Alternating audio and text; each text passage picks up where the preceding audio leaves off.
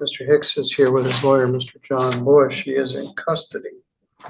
He's charged in file 24998 with 2 counts of resisting and obstructing a police officer as a habitual offender. He also has 6 trespass or disorderly person charges from the city of Three Rivers. We were here on the 24th. Laura, would you bring me the Dusty Hicks file? It's in my top tray for this afternoon. Anyway, at the hearing, Mr. Hicks and I had quite a discussion. The offer was a misdemeanor, dismissed the other misdemeanors. He's now been in jail for 24 days. Mr. Hicks, you're here. You've been in jail for 17 days. You keep going over to the Goodwill store and you're going over there and they told you not to come back. Then it ended up, you got into a scuffle with the police and you got charged with resisting, obstructing. Where have you been staying? Just staying around the Goodwill area at that time. Goodwill themselves seem to be okay with me there. Dollar General does. They all seem fine. They keep asking why the police are bothering me. They say they don't call the police. From my family and the relations to Goodwill, the family of Goodwill and the Dollar General, and the history of my name and of Dusty, I should have a right of being able to be around the Dollar General and Goodwill for over 100 and some feet, which means I wouldn't be trespassing. Where do you actually stay? I'm waiting for Keystone. But I mean, right now, are you staying in the field behind Goodwill? It would be off to the side of it, yeah. All right, that's what they don't like. Off to the concrete, not the field. But it's not your field. No, I don't know. TSC and me have agreements for them mowing the grass there and up to the fence line there. And the sidewalk was laid by me when I was a child, but means the sidewalk is separately owned than the empty building they said I was trespassing at. It's not same affiliated as the building. There's a stamp on the ground. I do have a picture of it on my phone, but it states that I do own the sidewalk. And also the parkway there gives me rights to stay there as well for my heritage rights. And the fence used to be 5 to 6 inches from the building, not the fence that's in the field. So anywhere from that 5 inches or 6 inches from the building back to some apartments is considered property of heritage of Dusty. Property of what? In the heritage of Dusty Hicks. Okay. Which states on a lot of the buildings. Where are you from originally, Mr. Hicks? Three Rivers, Michigan. Who are your folks? Terry L. Hicks and Carol L. Hicks. Did you go to Three Rivers High School? Yes, sir. What was your graduation year? 95. Well, then it says you resisted, obstructed a couple of Three Rivers police officers. What is the misdemeanor offer? Attempted on. What have you done since you got out of high school? Employment, raised a family. Okay, what kind of stuff? Construction down there in Middlebury. Okay. Well, here's the dilemma we're in, Mr. Hicks. You've got 3 trespasses. You're staying on property that isn't yours. There's no such thing as the heritage of Dusty Hicks that would allow you to have some ownership of this. They don't want homeless people camping behind these strip malls, so the city keeps citing you for this. All right, so the city attorney has offered to dismiss 2 of the trespass counts if you plead to 1, in which case I would give you 17 days in jail, credit 17 days. The other charge is a felony, punishable by up to 2 years imprisonment, 2 counts. The prosecutors agreed to dismiss both of those counts for a plea to attempted to resist or obstruct a police officer, which really isn't that hard to do. My concern, if we send you to the forensic center for a psychological evaluation, you're gonna be in jail for months. It'll be October before we get the result back. So I can't tell. You seem intelligent. You understand everything I'm saying. You're clearly answering my questions. Been in jail for 17 days. You're not under the influence of any drugs or alcohol. Do you take any prescription medication? There's no reason to. All right. So do you understand everything I'm saying? We're having a conversation. Okay. Well, the difference is if you plead to these charges, I can let you out of jail. If you don't, we're going to set some further proceedings and you could be here for a while. So let's start with the trespass charges. Do you acknowledge that the city of Three Rivers had told you not to be on those properties? The police had, but they never showed me or the owner was never there to state that he called to say that there was. All right. I don't know if it was a real phone call or not. That's, you know. All right. So someone could be just mad at me because they steal things from me down there. The problem is if I let you out of jail, you're going to go right back there. Well, I don't want to go right back there, but I do my grocery shopping there. No, I'm going to Keystone as soon. I mean, if I, you know. All right. So are you willing to admit to one of the trespass charges? Your Honor. Ms. Jackson? Just for the record, attorneys to my left, Mr. Bush and Mr. George, have more information than I do. But for the record, given even the balance of what you were discussing, I do believe he should have some kind of assessment before he enters any plea. Well, we're not going to do a forensic evaluation on 3 trespasses. We may do a forensic evaluation on the resisting and obstructing. And I realize he has these other felonies, and so perhaps that would be the basis for that. And I realize the trespass is kind of stretching it, but because he has that felony, he does have that option.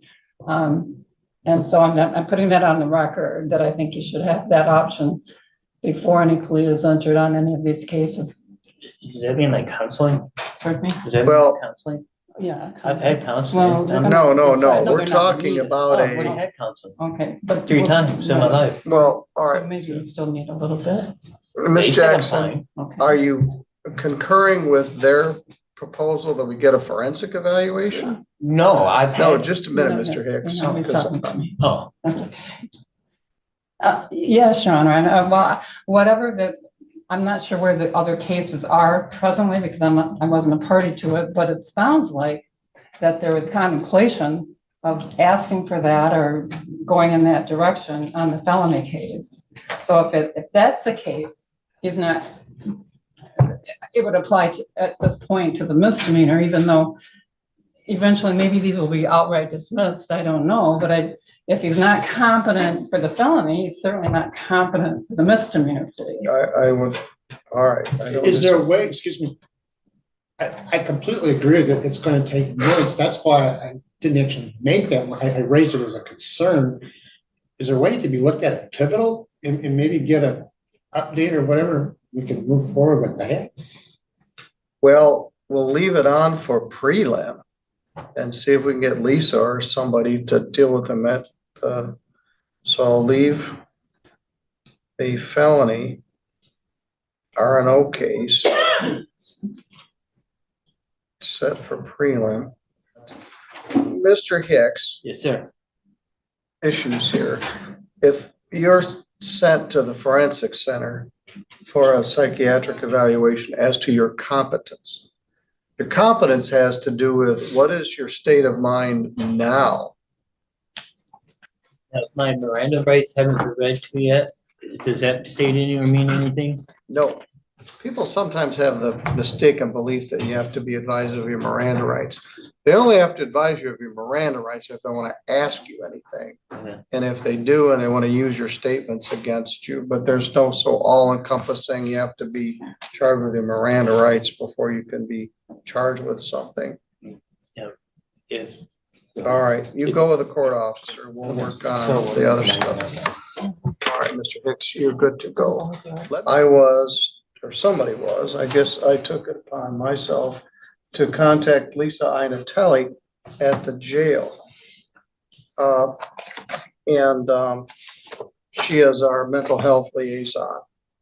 And I wrote an email and I CC'd it to Tim George, Jeanette Jackson, David Marvin, John Bush, and it was to Lisa, but I never actually sent it. I found it in my drafts this morning. So, Mr. Hicks, I had asked, I found it this afternoon, to have Lisa from the jail meet with you. You've been in jail now for 24 days. We have all of these trespass charges that have been filed against you, and they want to keep you out of that plaza. The resisting obstructing charge allegedly occurred on June 8th. The trespasses start in January.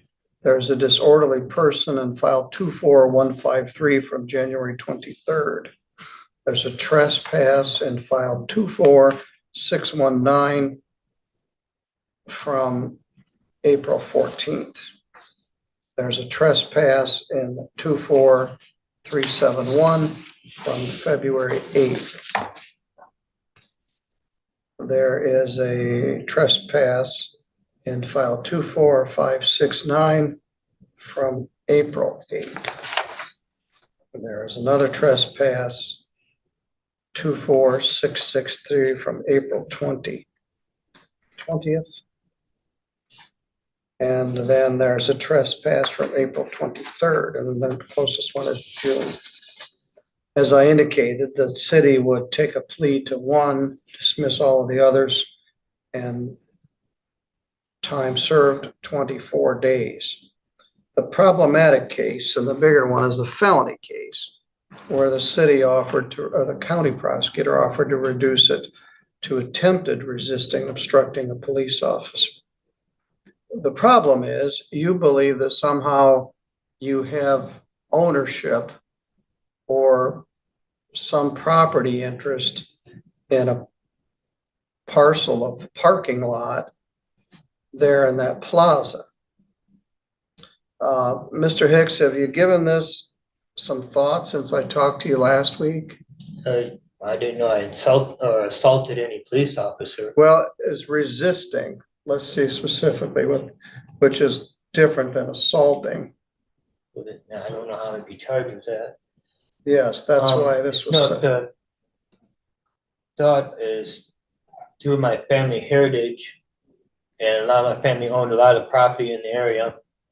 There's some of the right for me to be in the area when they had built these places and moved in, like Dollar General and Goodwill, stated I had the right to be around there over 100 or 200 feet around the building. I was in an empty area of that building, so I wasn't bothering anyone. And no one came and told me that I was trespassing. The police just show up and say I am. Well, I don't know if anyone. That's not true. They keep asking me when I well, go to. the owner keeps calling and saying, please get this guy out of here. From California. I'm not sure where he is. He said he lives in California because I asked why wasn't he down there, or thought I asked, may not have, but I thought he had to be there just like anybody else to witness that I was the trespasser or I get to see them. No, he doesn't. Anyway, there was. I feel I was being harassed a little bit by the police. It's the same police most of the time, but. Well, it's the same shift, so we're at the same point we were at. Yeah, no, I wasn't. It's just the tribal and the thing in the center, that park, that's affiliated with my bloodline and my family. That's another reason why I would be allowed to be down there. The history of the 7 tribes. It's just like the 3 chiefs of 3 Rivers or Princess Mishawaka. You know, she was born here in 3 Rivers, so you know it's all heritage, and I'm part of that heritage. So I don't see how I was trespassing. And the symbols on my hand match the pavement. The symbols are dusty. So I'm still going to ask Lisa Iantelli to meet with you, but I'm going to sign an order for a competency evaluation. Mr. O'Bear, the people concur? Yes, Your Honor. Mr. Bush? I think it's necessary. I mean, I've had that concern. John, you don't have another duty week until Fair Week. Can be faster. After Lisa meets with him, perhaps we could address a bond issue. But at this point, I'm not confident that if I let him out, he isn't gonna go right back to where he was. I'd like to be out so I can get a job. I mean, if there's gonna be a fine somewhere, I gotta pay it somehow. Otherwise, sitting in there anyway, so the $15-30 a day that they're gonna screw me over with later anyhow, like they did my license. I don't think you're gonna be able to pay that, but I understand. You know, I gotta do something with myself. Sitting in there ain't gonna do nothing. Yes. Brick walls, same TV show all day long. What show do they watch? Well, I like the History Channel, but it's the auctions and whatever that making metal. The name of that is. I'm more into the superheroes and G.I. Joe shows. Excuse me, what time of day did you say? That would be 8:30. It can be accelerated. Court will execute a petition for competency evaluation. So is that for 8:30 or 1 on that? 8:30. Thank you. The prelim would be the following week, which would be September 24th. All right. Miss Lisa from the jail is going to come meet with you. You're always polite, respectful, cordial. We just have a fundamental disagreement on your ownership of this property.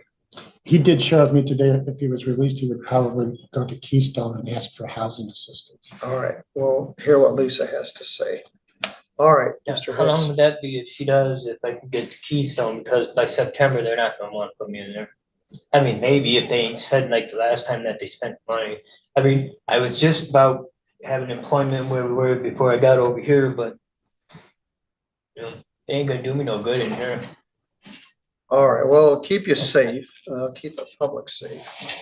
Not a threat. I didn't run. Well, you're right, although there was a fight here with the police that I don't want to minimize. I felt like that, you know, I sat down like I stated. I didn't throw All right, it. well, don't tell me any more about it, Mr. Hicks, but we need to try to get to the source of this. All right, you're good to go with the officer. Thank you. Thank you, Judge. Thanks, Judge. Stick around for a minute, gentlemen. We tried to finesse it, but I don't think there's any finesse. I think he needs an evaluation. All right. We'll see what Lisa's got for us. Thank you both. I believe he's sincere in his belief. I mean, obviously, they're not factually based, but Well, he said to me, you asked me, and he's right, I did. But we're not getting anywhere. And we could have a prelim and present probable cause evidence, but the same problem would exist in circuit court. And then you'd have a competency evaluation.